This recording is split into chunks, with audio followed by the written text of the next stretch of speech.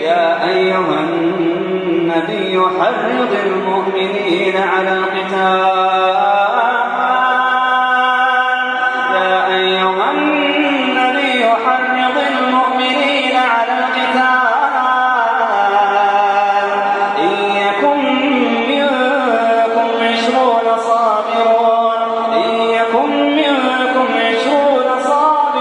يغلبوا 200 وإن يكن منكم 100 يغلبوا 1000 من الذين كفروا بأنهم قوم لا يفقهون. الآن خفف الله عنكم وعلم أن فيكم ضعفا فإن يكن منكم 100 صابرة يغلبوا 200 وإن يكن منكم 1000 يغلبوا 2000 بإذن الله والله مع الصابرين.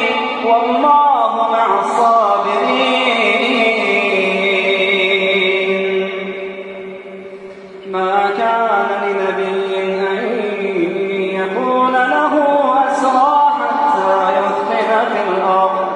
ما كان لنبي أن يكون له أسرى حتى يثخن في الأرض تريدون عرض الدنيا والله يريد الآخرة والله يريد الآخرة والله يريد الآخرة والله عزيز حكيم.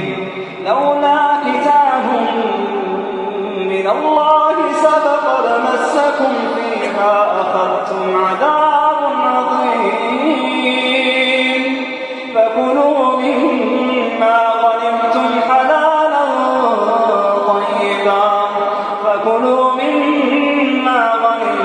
حلالا طيبا واتقوا الله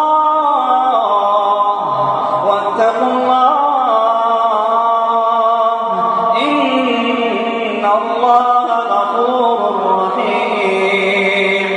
يا أيها النبي قل لمن في أيديكم من الأسرى إن يعلم الله في قلوبكم خيرا يؤتكم خيرا مما أخذ منكم ويغفر لكم